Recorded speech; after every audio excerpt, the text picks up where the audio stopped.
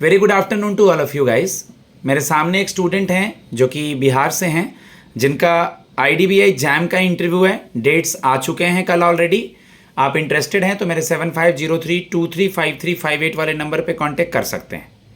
सबसे पहले मुझे आप ये बताइए, वहाँ पर देख लीजिएगा, मे आई कम इन सर, ग्रीट द पैनल, बैठने के बाद thank yes you, sir. Intro वगैरह। कभी कभार वो लोग डायरेक्ट इंट्रो नहीं पूछते हैं, तो इंट्रो तो पता ही है और पहले भी हुआ है। सबसे यस सर। पहले बताइए कि 2022 में आपने ग्रेजुएशन किया, ओके, आपने यस सर। सिविल इंजीनियरिंग किया है, यस सर। Yes sir. तो अब तक जॉब नहीं होने का क्या रीज़न है? सबसे पहले तो ये बताइए। सर मेरा जॉब हुआ था, जो कैंपस प्लेसमेंट होता है उसमें प्लेसमेंट हुआ था, लेकिन मैं जब फाइनल ईयर में था तो मैंने अपना मन बना लिया था कि मुझे बैंकिंग सेक्टर में ही जाना है और बैंकर ही बनना है। तो 2022 तो आधा कोरोना की वजह से सेशन लेट हो गए थे, तो मतलब आधा से ज्यादा ईयर तो ऐसे ही खत्म हो गया था। तो मैंने दिसंबर 2022 के दिसंबर से अपना प्रिपरेशन स्टार्ट किया था। तो मुझे पहला साल तो मुझे समझने में लग गया था कि कैसे क्या पैटर्न होता है नहीं होता है। तो पहले साल मेरा कुछ एग्जाम, एक दो एग्जाम निकले थे और बाकी सारे एग्जाम नहीं क्लियर हो पाए थे। लेकिन 2024 में मैंने जो एग्जाम दिया था और मुझे IDBI के बारे में पता चला था कि इसका भी नोटिफिकेशन आता है, तो मैंने सारे फॉर्म अप्लाई किए थे। तो मेरे प्रीलिम्स सारे क्लियर हुए और मेंस में थोड़े मोड़े प्रॉब्लम हुए, तो कुछ मेंस पॉइंट नंबर से नहीं निकल पाए। और मैंने IDBI का एग्जाम दिया तो मेरा मेंस भी हुआ, इंटरव्यू तक पहुंचा हूँ। तो इसलिए मेरे लिए बहुत अच्छा अपॉर्चुनिटी है कि मैं हो यहाँ पे सके थोड़ा कंटिन्यू सा वो करूँ। परेशान करें, इसलिए हम एक दो सवाल पूछ रहे हैं। Yes civil sir. इंजीनियरिंग के बाद तो ऑप्शन मिला था, तो जॉब पे जाना चाहिए था, तो सिविल इंजीनियरिंग आपने किया, फिर आप बैंक का प्रिपरेशन करने लग गए। ऐसा नहीं लगा कि थोड़ा टाइम ज़्यादा जा रहा है?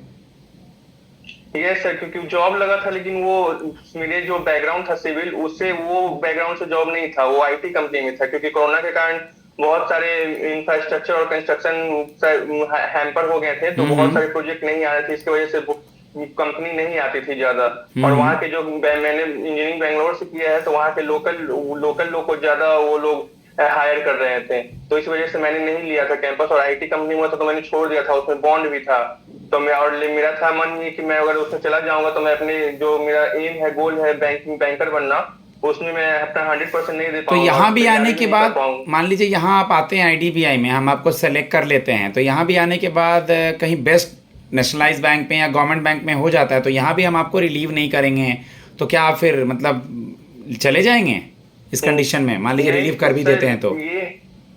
ये है कि मेन है कि मैं फर्स्ट फोकस है कि मुझे बैंकर बनना है सबसे। तो मेरे लिए हम्म। प्राइवेट और गवर्नमेंट ये सेकेंड प्रायोरिटी है।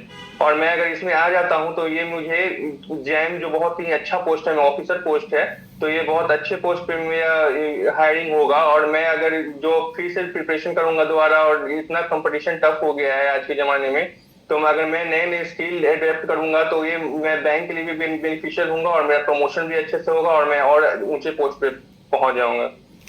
आप सिविल इंजीनियर के स्टूडेंट हैं, जैसे आपने सुना होगा कि कमरे में जैसे हम लोग AC लगाते हैं, तो कमरे का साइज से लगाते हैं या कोई भी AC ला के लगा दिए? नहीं, कमरे के साइज से लगाते हैं। जैसे 1 टन 1.5 टन का AC होता है, तो कमरे के साइज के हिसाब से होता है। गुड। एक वर्ड सुने हैं, what is reinforce cement concrete, REIN? Yes sir. क्या होता है ये?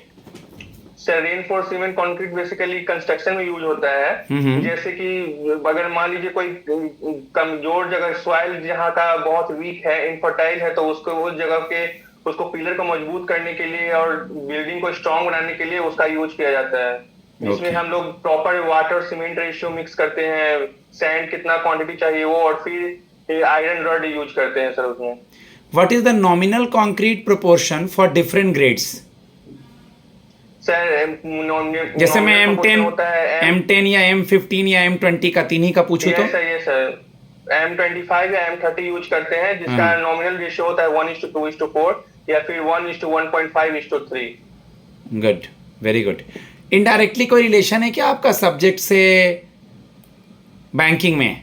डायरेक्टली नहीं, इनडायरेक्टली यस को सर। रिलेट कर पाएंगे? Yes sir.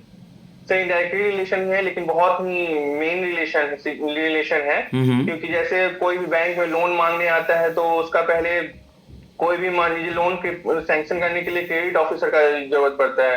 तो पहले उतना वो अगर उस फील्ड से नहीं है तो उसके पास भी नॉलेज उतना नहीं रहेगा। वो बस जाकर फील्ड इंस्पेक्शन करेगा और उसको जो समझ में आएगा वो अपना पेपर तैयार करेगा। लेकिन मेरे पास ये फायदा बेनिफिट है कि मैं सिविल बैकग्राउंड से हूँ, तो मैं उसके फील्ड वर्क में जाता हूँ, तो मैं उसका एरिया पहले देखूंगा और एरिया के हिसाब से मैं ये निश्चय कर पाऊंगा कि वो जो लोन मांग रहा है वो वर्थ इट है भी या भी नहीं है। और ओके। शायद जैसे ओके। ब्रांच ओपनिंग भी होगा, बैंक का ब्रांच भी एक्सपेंड करना होगा, तो मुझे जो अलग से हायर करेंगे लोग प्लान बनाने के लिए, तो मैं वो भी काम खुद से कर सकता हूँ, तो मैं उसके लिए बहुत बैंक के लिए इकोनॉमिकल साबित हो सकता हूँ। ठीक है, एक वर्ड सुने, कॉन्क्रीट टेस्ट यस सर। क्या होता है?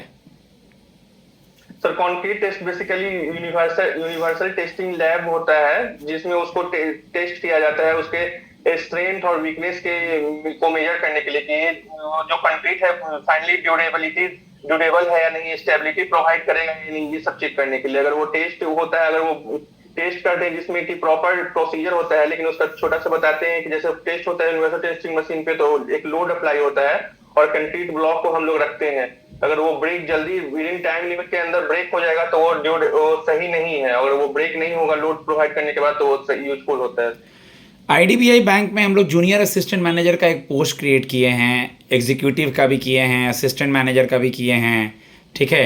Yes sir. तो आपको क्या लगता है, प्रमोट होके इसी में आगे बढ़ना अच्छा है या जॉब स्विच करना ज़्यादा अच्छा है? नो सर, जैसे कि मेरा ये है जो स्टार्टिंग में ही मुझे इतना अच्छा रोल मिल रहा है जैसे जेएम का, इसमें मैं बैंक का फेस एक तरह से फेस रहूंगा कि कोई भी एक्सटर्नल मैटर आया, कुछ भी आया, तो मैं उसमें अपना कंट्रीब्यूशन कर सकूंगा। तो और मैं अगर मैं इसी में अपना स्किल को अच्छे से डेवलप करूंगा और मेहनत करूंगा तो मैं और मैनेजर पोस्ट पे जा सकता हूँ, तो ये मेरे लिए बहुत बेनिफिशियल रहेगा। इसके पहले कभी कोई इंटरव्यू दिए हैं? यस सर, आईडीबीआई का ही दिए हैं, एग्जीक्यूटिव और पीजीडीएफ। ओके ओके, वहाँ नहीं होने का क्या रीज़न रहा, या अभी भी जॉब नहीं भी हो रहा है फिर भी आप कर रहे हैं? क्या कहूँ मैं इसे? सर वहां पे मुझे लगता है पहले इंटरव्यू में तो मुझे लगता है कि मेरा फर्स्ट टाइम इंटरव्यू रहा होगा, तो मैं थोड़ा कॉन्फिडेंस कम हो गया होगा या फिर मार्क्स कम रह गए होंगे। लेकिन दूसरे इंटरव्यू में दूसरे में लगता है कि वो तो अभी तक तो मतलब आईडीबीआई का ये प्रोसेस है कि 1 ईयर कंप्लीट होने पे ही वो मार्क्स डिस्प्ले करते हैं। तो लेकिन मेरा तो उसमें अच्छे से गया, एग्जाम मेरा बहुत अच्छे से गया था, और मुझे लगता है कहीं थोड़ा बहुत मार्क्स इंटरव्यू और मेंस में थोड़ा कम रह गया होगा। ओके। लेकिन फिर भी मैं लगा हुआ हूँ कि मैं नहीं, मुझे फाइनली ये अचीव करना ही है। गुड। चेक कर, रेक्टेंगुलर इमेज पे क्या क्या होता है? MICR होता है नीचे, IFSC ऊपर होता है, डेट होता है।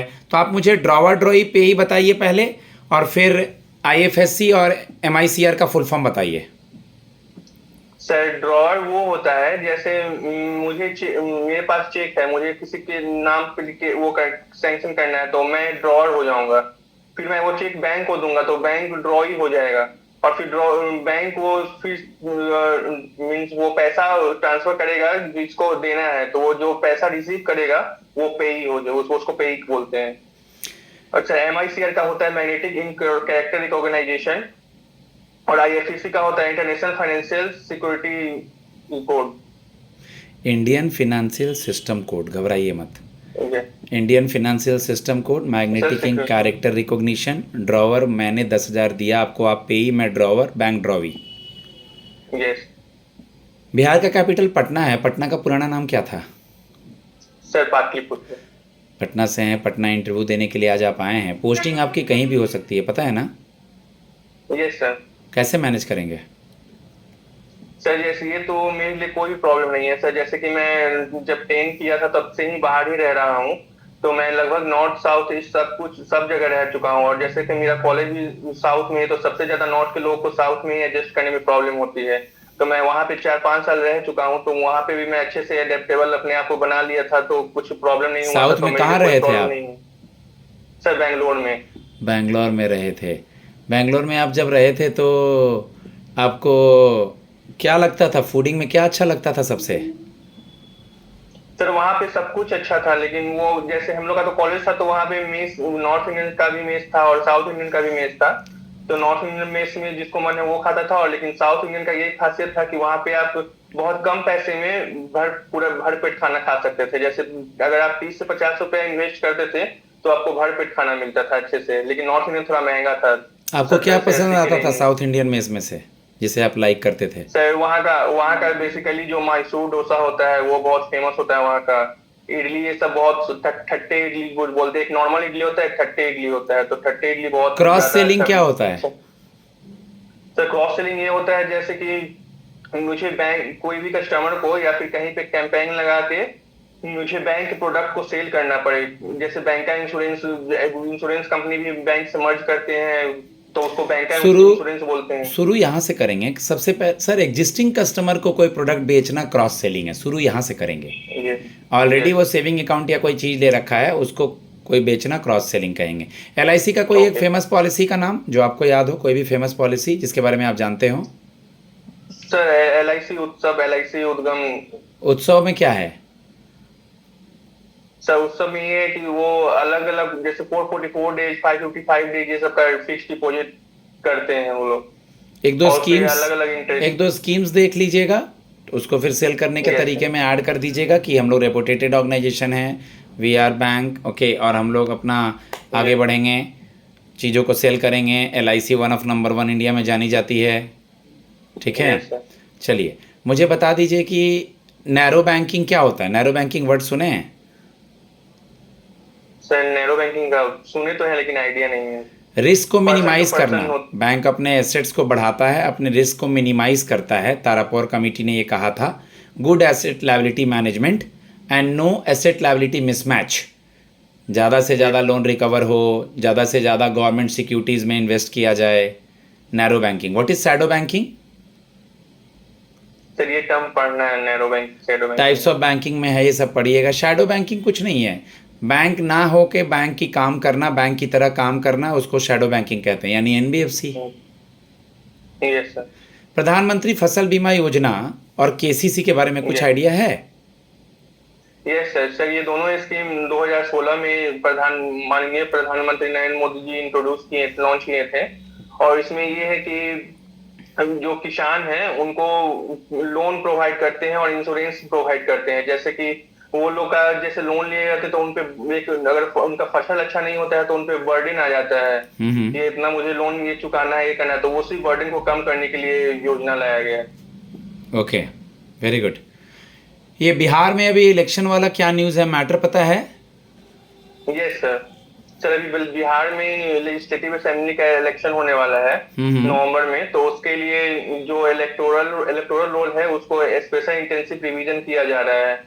तो उसमें क्या है कि 2003 के बाद जो आदमी लोग जन्म लिए हैं उनको अपना डॉक्यूमेंट सबमिट नहीं करना है। लेकिन जी अभी के जो बहुत लोग ऐसे हैं कि बहुत सौ लोग का मृत्यु हो गया है और बहुत लोग इलीगली अपना नाम बिहार के लिस्ट में ऐड करवाए हुए। तो उन लोगों का नाम हटाने के लिए और फिर से नए नाम ऐड करने के लिए जो रिवीजन चल रहा है उसी में अभी न्यूज है। और ये उसमें ये मांगा गया है कि सर जैसे कि 10 का मार्कशीट ये सब चाहिए। लेकिन बहुत पहले के जो लोग हैं, बहुत लोग बिलोंग करते हैं लेबरर्स और मिडिल पुअर क्लास के, तो उन लोगों के पास वो सर्टिफिकेट ये सब नहीं है। तो इसलिए गवर्नमेंट बोल रही है, सुप्रीम कोर्ट भी बोल रही है कि आधार कार्ड ये सब को भी मैंडेटरी करने के लिए, ताकि वो एड्रेस प्रूफ का काम कर सके उन लोगों के लिए।